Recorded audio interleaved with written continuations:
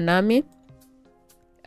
Kipindi hewani Amka na Imba Nasi, na wasaa huu na kusogezea habari za michezo kwa asubuhi ya leo.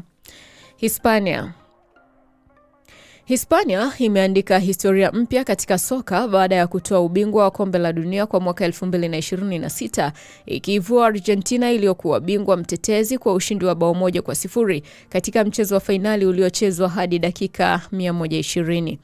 Shujaa wa La Roja alikuwa mshambuliaji Ferran Torres aliyefunga bao la ushindi dakika ya 106 kwa mguu wa kushoto, akimalizia pasi ya kichwa kutoka kwa Nico Williams na kuwapa wa Hispania taji la pili la dunia. Dakika 90 za mchezo huo zilikamilika bila timu yoyote kufunga, huku Hispania ikiwa na udhibiti mkubwa wa mchezo wa kutengeneza nafasi nyingi zaidi na kufunga. Hispania ilifanya mashambulizi 16 yaliyolenga lango la Argentina, huku 11 yakizuiwa na kipa Emiliano Martinez aliyekuwa nguzo muhimu kwa mabingwa hao wa zamani kwa kuokoa michuano hatari.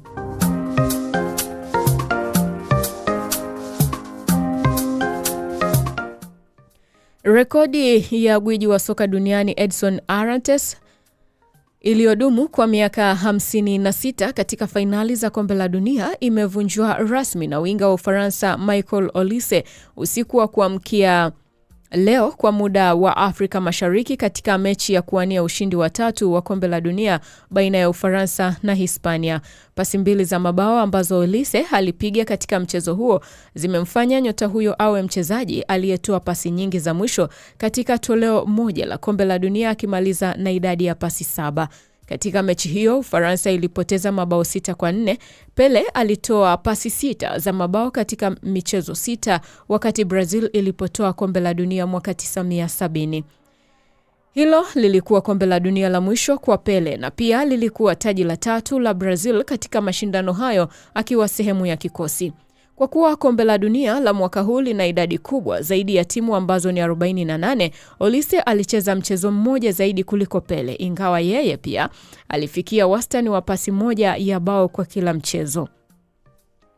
Olise aliingia kwenye mchezo wa kuwania nafasi ya 3 siku ya Jumamosi akiwa tayari ametoa pasi 5 za mabao, kisha akatoa pasi 2 zilizosababisha mabao yote mawili ya Mbappe.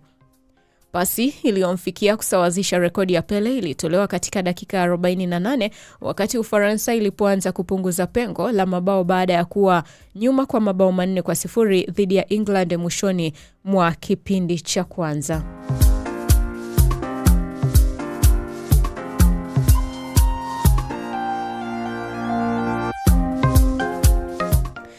Arsenal wanazingatia kumsajili beki wa England mwenye umri wa miaka 32 John Stones kwa uhamisho wa bure iwapo itabainika kuwa jeraha la beki wa Ufaransa mwenye miaka 25 William Saliba litamweka nje kwa muda mrefu.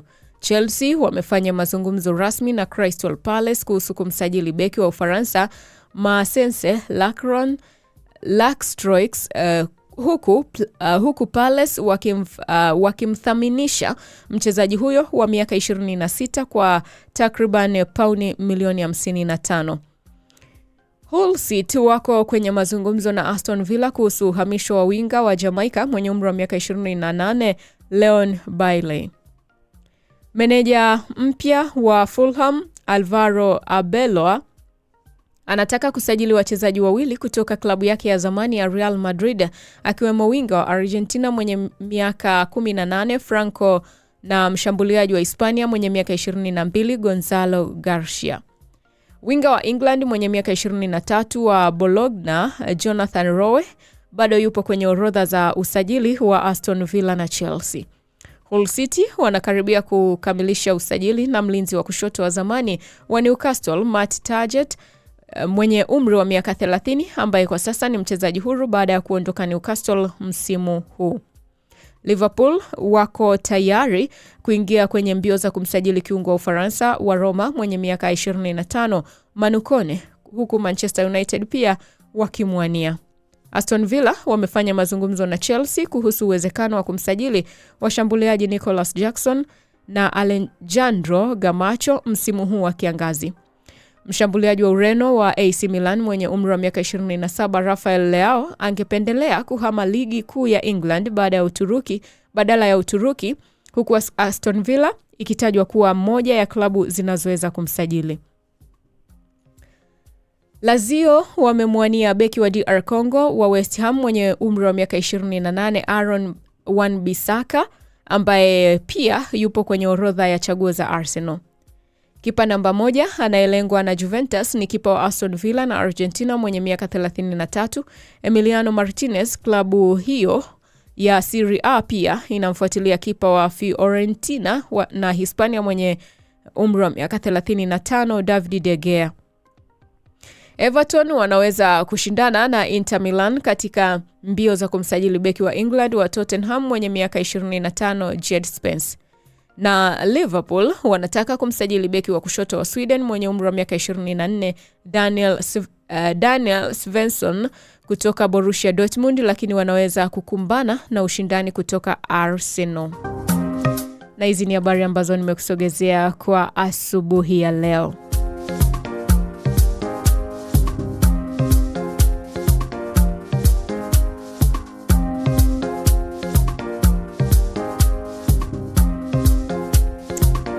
Okay, haya nipite na ujumbe wake. Nani huyu? Muhoza anasema nimejileta YouTube, kwa TikTok unawaachia under 18. Okay, Muhoza. Eti YouTube anawaachia under 18. Dakika ni 56 zimeondoka baada ya kugonga 1 kamili kwa saa za Afrika ya Mashariki. Pale YouTube swali la leo limeuliza kwamba habari ipi imekufurahisha zaidi? Kulikuwa na machaguo kadhaa hapo. Ni habari gani ambayo imekufurahisha zaidi? Kura zilizopigwa ni 41. Waliosema habari ya Yanga imewafurahisha zaidi ni 56%. Waliosema Simba ni 32%, na waliosema zote zimewafurahisha ni 7%, na waliosema hakuna habari iliyonifurahisha ni 5%. Kwa hiyo wengi kwenye kipindi cha leo wamesema habari ya Yanga, habari za Yanga zimewafurahisha. Nikushukuru sana kwa wewe ambaye tumekuwa pamoja tangu pale nilipoanza kipindi hiki hadi muda huu hapa. Tayari nimekusogezea habari zilizopewa uzito kurasa za mbele na nyuma za magazeti zilizopewa uzito kwenye magazeti ya leo, na hapa nimetoka kukusogezea habari za michezo kwa asubuhi ya leo. Nukuu ya leo inasema mafanikio huanza kwa kujiamini. Nikusihi tu endelea kuitegea sikio Imba Nasi Radio. 2:30 tutajiunga na RFI Swahili kwa ajili ya kupata habari na makala mbalimbali. 3 kamili itakuwa ni kipindi cha michezo. 5 kamili nitarejea hapa kukuletea kipindi cha mambo leo. 7 kamili tutajiunga na DW Swahili kwa ajili ya kupata habari na makala mbalimbali. Nikutakia uwe na asubuhi njema, Jumatatu njema, wiki njema yenye baraka na mafanikio tele. Nakupenda sana. Ukiniita Salome Mlai daima nitaitika. Kwaheri kwa sasa. Bye bye.